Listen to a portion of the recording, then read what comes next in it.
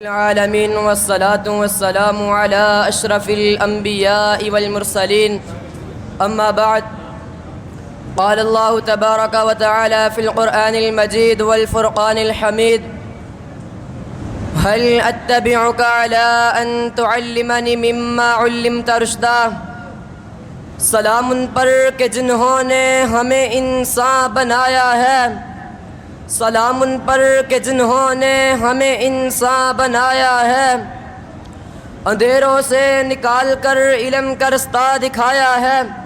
معزز سامعین کرام، نہ میرا لحن داؤدی، نہ سخن دل نواز، نہ کلام پر اثر، نہ کوئی فصاحت و بلاغت، نہ کوئی افسانوی رنگ، جبکہ اس محفل میں یگانہ روزگار علماء کرام تشریف فرما ہے، تو ایسے عالم میں جس موضوع لامحدود کو بندہ ناداں کوزے میں بند کرنے کی جسارت کر رہا ہے، وہ ہے استاد کا مقام اور ادب و احترام کی اہمیت و فضیلت عالی وقار۔ دنیا میں انسان پر سب سے بڑا حق اللہ تعالیٰ کا ہوتا ہے، اس کے بعد والدین کا ہوتا ہے، اس کے بعد استاد کا ہوتا ہے۔ والدین ہمیں دنیا میں لانے کا ذریعہ بنتے ہیں، جبکہ استاد ہمیں جینے کا سلیقہ اور کامیاب زندگی کا رستہ سکھلاتا ہے۔ والدین ہمیں بولنا سکھاتے ہیں، جبکہ استاد ہمیں حق بات بولنا سکھاتے ہیں۔ والدین ہمیں چلنا سکھاتے ہیں، جبکہ استاد ہمیں کامیابی کی راہوں پر چلنا سکھاتے ہیں۔ اسی لیے تو کسی نے کیا خوب کہا، teacher is a maker of nation.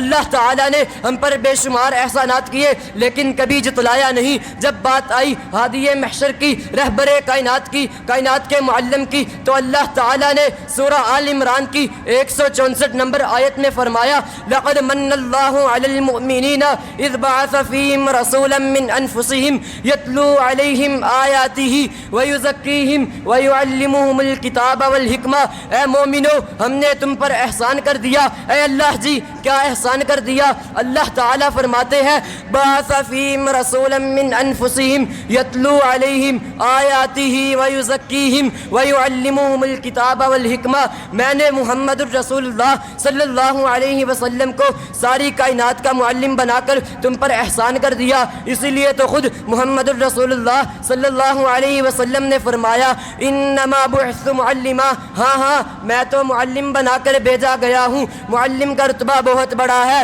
اس لیے تو اللہ تعالیٰ نے سورہ المجادلہ کی 11 نمبر آیت میں فرمایا، یرفع اللہ الذین آمنوا منکم والذین اوتوا العلم درجات۔ اللہ تعالیٰ ایمان والوں اور علم والوں کے درجات کو بلند فرماتا ہے۔ ارباب مکرم، استاد تو وہ ہستی ہے جس کے ذریعے علم نسل در نسل منتقل ہوا اور آج ہم تک پہنچا۔ استاد دراصل انبیاء علیہ السلام کے مشن کا وارث ہوتا ہے، کیونکہ انبیاء علیہ السلام نے لوگوں کو علم کی ہدایت دی اور استاد اسی علم کو آگے منتقل کرتے ہیں۔ تاریخ اس بات کی شاہد ہے کہ دنیا میں بڑے بڑے علماء، محدثین، سائنسدان اور رہنما اپنے اساتذہ کرام کے احسانات کا تعارف کرتے رہے ہیں۔ دیکھیے امام بخاری، امام مسلم اور دیگر ائمہ، انہوں نے کیسے اپنے اساتذہ سے علم حاصل کیا، ان کا ادب کیا اور پھر دنیا کو علم کے خزانے عطا کیے، اور آج ان کے جانے کے بعد دنیا میں ان کا نام باقی ہے۔ اسی لیے تو کسی شاعر نے بھی کیا خوب کہا، وہی قومیں عروج پاتی ہے دنیا میں بار بار، وہی قومیں عروج پاتی ہے دنیا میں بار بار، جن کے معلموں کا کردار ہو باوقار۔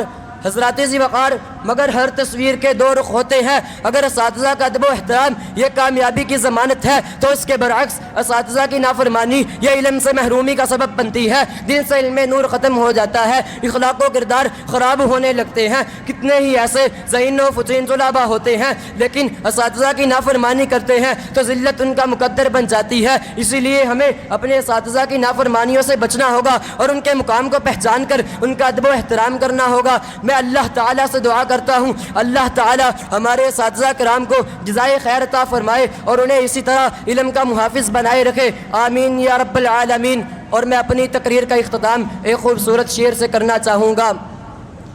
استاد کا درجہ ہے سب سے اعلیٰ، استاد کا درجہ ہے سب سے اعلیٰ، جن سے زندگی کا رستہ ہے اجالا، عزت محبت یہ علم کا خزانہ، استاد ہی رب کی رحمت کا بہانہ۔ والسلام۔